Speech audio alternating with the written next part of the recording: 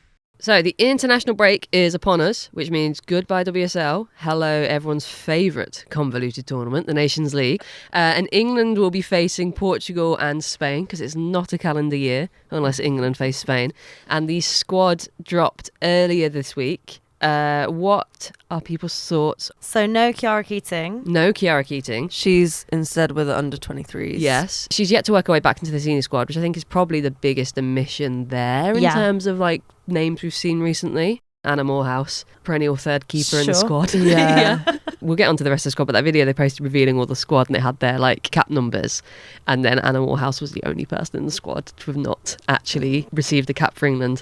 So, no, and I don't think it will happen this break in these two games. No, I don't mean, maybe think so. at some point in a friendly, but Even in a friendly, it's not really Serena's style. No, she's not one for sentimentality as Serena, as evidenced by Chloe Kelly's omission from the squad. Again, sort of the other big miss, I reckon. Yeah. Not necessarily a surprise, given... Not massively surprising. No. But I also wouldn't have been surprised had she been in the squad. No, she has that ability to Yeah. always come clutch in big games, doesn't she? And against Spain... Yeah. It's like a combination of we know that she can perform on that stage, and also we know that Serena doesn't love to rotate, and she has always picked Chloe Kelly. Yes. Yeah. So in a way, it was kind of surprising. Yeah. But it makes sense. I like Chloe Kelly's reaction to it. It was like, yeah, I'm not surprised, and I'm going to fight my way back in. So that's very promising for you, Amaya. She's going to have a hell of a season for us, isn't she?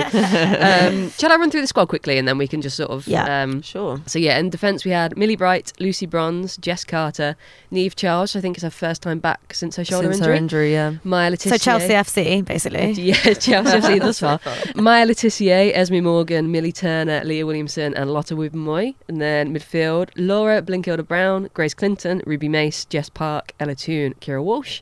And then Aggie Beaver-Jones, Lauren James, Beth Mead, Jess Naz, Nikita Paris and Alessia Russo up front. Quite a young group of midfielders. Like, It's a young midfield. You definitely noticed that we're missing Georgia Stanway. It is basically like Kira Walsh and her children. Yeah. But I'm really glad that it's probably because of Georgia Stanway being injured, but it's great to see Ruby Mace be called up again because she's, as we saw today as well in that Leicester game, she's been really brilliant. Her and Jess Park do feel like they're going to be the future of The England future, midfield, don't for they? sure. Yeah. In a way that maybe Laura Blinkilda-Brown will get the opportunity to show that. I don't think she's necessarily shown that in her few minutes for England so far. Yeah, maybe not yet, but it feels like Grace Clinton needs to seize this opportunity as well to really, like, agree, while Georgia yeah. Stanway's I out, think so. like, really, like, put your name It in. definitely opens up a spot for somebody. Someone, yeah. And Having it's Georgia out. who's going to take the opportunity. I wonder if Serena will do that thing that she did, I think, was it last year, where she basically played two entirely different teams Yeah. in the games. Because although it is a competition, it's the Nations League, it's also like... Portugal. And it's also the Nations Leagues. Yeah. Sorry, no offense to Portugal. No offence, Portugal, but I wonder if she would take that and sort of save her standard starting 11 for Spain Yeah. and start off with maybe some of the young guns against Portugal. We'll see. I mean, she does need to figure some stuff out, obviously, before the Euros this summer. But then again, it's like, has she already done her experimenting? Yeah. It's quite exciting to see Nikita Paris getting a call back up again. Yeah, I was really pleased for her. Yeah. She's I been saw playing well. her speak, and she just seemed like really, really thrilled. And Yeah, the move to Brighton's really worked out, and that felt contrary to how Serena does things. It does sometimes feel like once you're out, like, you're out. Yeah, but then also it's a bit strange because I don't know. Obviously, the move to Brighton has worked out, but then last season she was Man United's top goal scorer. But I think she can't really select. well, But and Serena can't wasn't select being selected. Chloe Kelly or Fran Kirby. Yeah. So there's exactly. spaces. There's spaces there. spaces, I'm yeah. surprised that Jess Naz isn't in the squad again. But I mean, I was surprised that Jess Naz started against the USA. Like, I don't understand Serena's thinking on Jess Naz. I mean, I know she's getting obviously regular minutes for Spurs, loads of minutes, but She's not showing I us wouldn't say anything, she's though. better than some players who are not playing. But I do wonder again, once Chloe Kelly's back and you know, getting lots of minutes, and once Lauren Hemp's back in training for Manchester City, so that's going to be great to have Lauren Hemp back. it feels like this is the window where Jess Naz really needs to do something big in an England see shirt, knowing who's going to be coming back into the fold. And if she can't now, then it's like you never will. You've had enough chances. So. Yeah. Also, it always feels rogue when Esme Morgan's in the squad, but I think that's partly the NWSL of it all, and like no one's really knows what no she's one's doing we over don't there. really know what she's up to. No, and but also I think they're out of obviously- season. Yeah, they're out of season, and also she wasn't able to play in that many games at the end of the season. Although she obviously did play a part in them reaching the final. But I think she is a versatile player. She can play anywhere,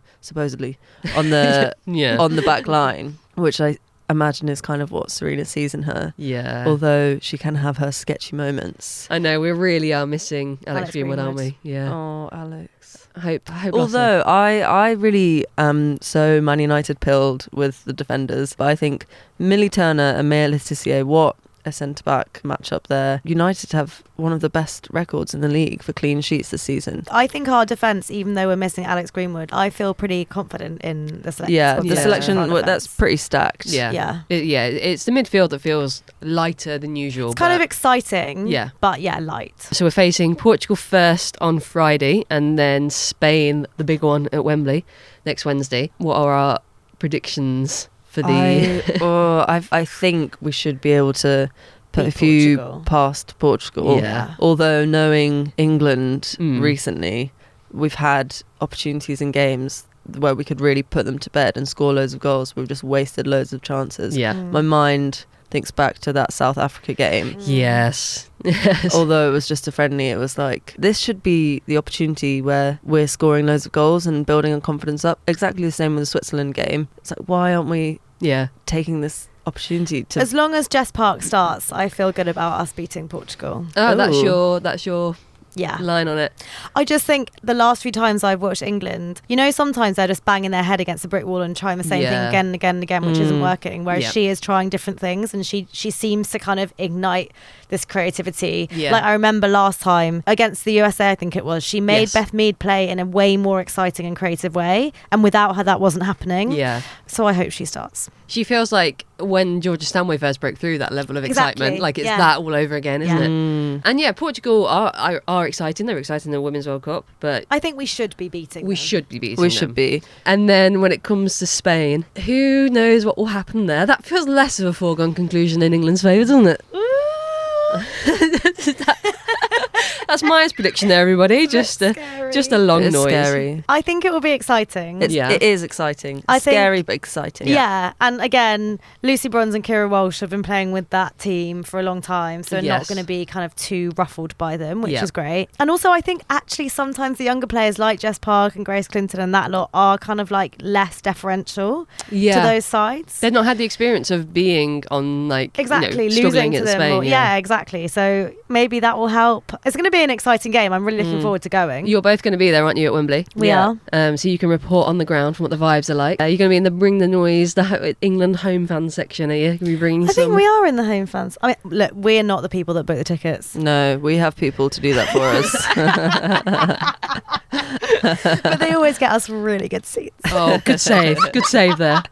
We will be catching up next episode with how England get on against Portugal. But the under-23 squad has dropped for a couple of games that they've got coming up, and a big mix of names sort of from the Championship and from the WSL as well. Katie Reid from Arsenal in the mix. Katie Robinson from Villa. Michelle Aguiman from Arsenal on loan at Brighton. Mia Enderby, Missy Goodwin, Isabel Goodwin. Taya Goldie, Missy Bo-Kearns. Naomi Lazel. Yeah. Lots of names that we and recognise. not to forget. Anouk Denton. Exactly. You guys know that I think she's a great player. Yeah. It feels like actually looking at the under 23 for the first time in a long time. There's a lot of players to come of talent there. Yeah. Be interesting to see if any of them get the call up in the summer to Switzerland. Especially Chiara.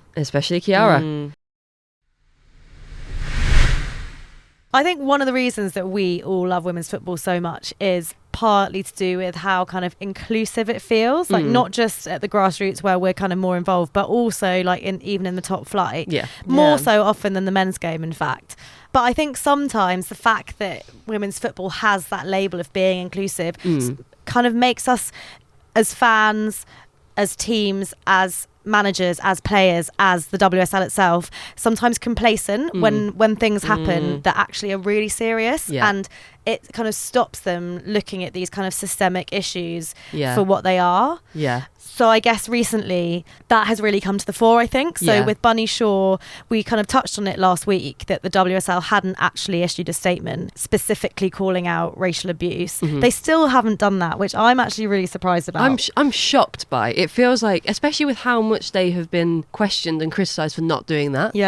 to have even just to It's like, say, this is not the time to double down and close ranks. Yeah. This is the time to be like, okay, sorry, we did that wrong. Yeah, we've dropped the This is ball. actually what we think. Yeah. And not just that, there's been actually a huge silence from players, which I think has been really surprising. Yeah. It's surprising, and we were wondering, like, have they been told not to say anything? Yeah. That's how shocking it is that no one's come out with stuff. I mean, a couple of players. Lotte Wubben-Moy did a statement, didn't she? Which was reposted by Emily Fox, I think. Yeah, a couple of the players reshared Lotte Wubben-Moy's statement, and then I think Manuela Zinsberger, the Arsenal goalkeeper, also posted. But apart from that, in terms of explicit, there were other statements from players that were sort of be kind. Yeah, general showing of support to Bunny, but in terms of explicit calling out, it was limited as far as I could see to those two. I just think it's so interesting because I listened to an interview with Farrah Williams, and she was saying, as a player, one of the options she would have thought about and what she thought Man City could have done was all refuse to travel down to that Arsenal game, which Bunny didn't come to,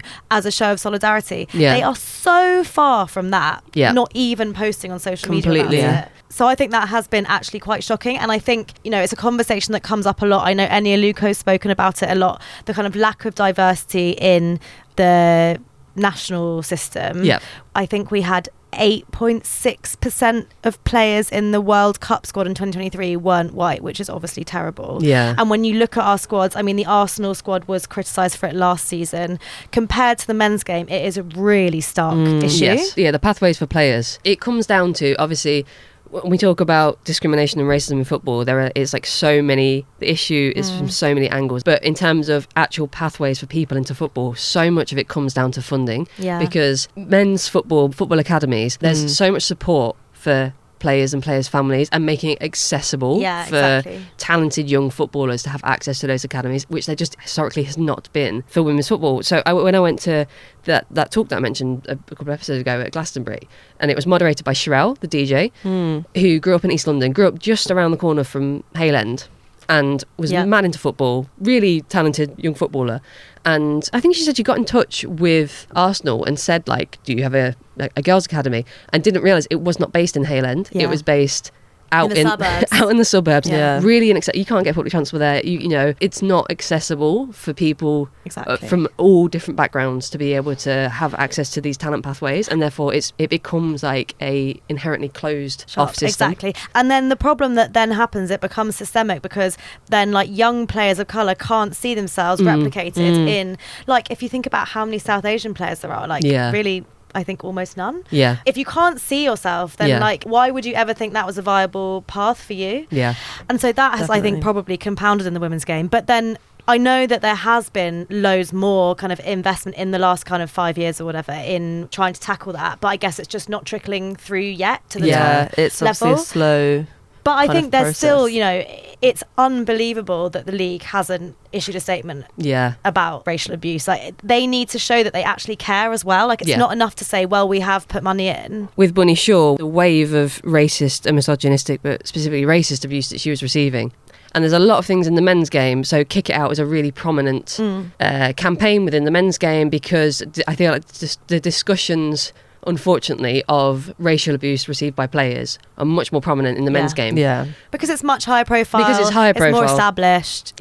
Ian Wright came out earlier this week in response to Bunny Shaw and said, it feels like nothing's changing. I keep getting asked to talk about this on TV, on radio, in interviews. Nothing's changing. Absolutely not countering or arguing against that, but it feels like there is at least conversations happening in the men's game that don't happen in the women's game. It feels like every time there's an instance of racial abuse being directed at a player, it's like, oh, and that was that. It's brushed under the carpet. Or like, or people say, oh no, it's not a problem in the women's game. There's this veneer of perfectionism, like within the women's game, and like inclusivity and diversity, and it's just not true. And it makes it actually, if you are experiencing that, and the whole world's telling you this is not an issue in the game, and it's not hard to see how people fall out of love with a sport that should be, like, it sounds so as a statement, like something you would fucking put on a pillow, but like, football should be for everybody. There is nothing inherently about football that precludes or excludes anybody, and yet we have let the game develop in such a way that it does. Totally. And if you pretend a problem doesn't exist, then you can't tackle the problem. You're not going to tackle the problem because you're saying it doesn't exist. Kick It Out, the campaign that we mentioned, which it does have a big profile in the men's game, they have a function on their website where you can report racist abuse, and that's at professional level, that's at grassroots level, and it's online as well, because we know that social media sites are shit. They're shit for reporting things. You can report like outright, fascist speech on some of these social platforms, and nothing especially happens. now, on X. Especially now. But Kick It Out does have a function where you can report racist abuse that you see online, and then they can connect with the right authorities and make sure it gets investigated. If they're, fans at games, they can connect with clubs and make sure that there's action taken against these people. And it might feel like a small thing that you can do as a fan, but it is something you can do. Reporting it is such an important way to help stamp it out of the game. Totally. And if our league is not going to do anything about it, we should make sure that we do. Yeah. And just before we go, shall we check in on the Woso Community Noticeboard? Yes, let's do it. First up this week, should we shout out Sam Kerr? Justice has been served. Justice has been served. The end of what felt like the world's longest, most stupid, pointless, most misogynistic, most waste racist. Of time and money. Ugh. Yeah, Oh my God. the fact that it went to trial, the fact that it took 7 days. Honestly, total we're making light of it, piss but it is a joke. Yeah. Anyway. Yeah. It was. Yeah. So Sam Kerr was found not guilty of racially aggravated assault for basically telling a police officer that he was potentially privileged and white. Truth-telling. Yeah, there were journalists covering every aspect of the trial and all the testimony. Shout out to Catherine Batt, because she had to go through the whole trial. sit through the whole trial, but really great coverage. But yeah, Sam Kerr was found not guilty. Obviously, that's a big news story in and of itself, but I wanted to shout out the piece by Marva Creel, big sort of creator, journalist in the women's football space, wrote a piece for Mondial, which Mondial have made free to read, called Sam Kerr, I Immediately Understood You. 7 troubling days in court have reminded us that things need to change. And it was basically reflecting on some of the details that were shared in court of like the experience of being in a cab and not know where you're being taken and what that's like, and like that kind of inherent fear that a lot of women have, and then the experience of being South Asian and that on the receiving end of the racism that Sam Kerr quite explicitly experienced. Yeah. And yeah, it was just a really great piece. And also props to Mondial for making it free to read for everybody. So go and read it if you haven't already. Definitely worth the read. And solidarity to Sam Kerr. Mm-hmm. Mine is, I heard a really good radio documentary on BBC Sounds called The Speech That Changed Women's Football, which is about a Norwegian teacher who became part of a delegation to go to the FIFA Congress in 1986 to advocate for the women's game, to ask for common rules for the game, because at that time, unbelievably, women were playing in some countries games that had 35-minute halves. They were playing with different size footballs. Wow. Because there was no footballs. Yeah. Oh my God. Size 4s. And she also asked for a FIFA World Cup, because obviously we've all seen Copa 71 about the kind of unofficial World Cup in Mexico. Yeah. But after that, there wasn't sort of a World Championship tournament for women.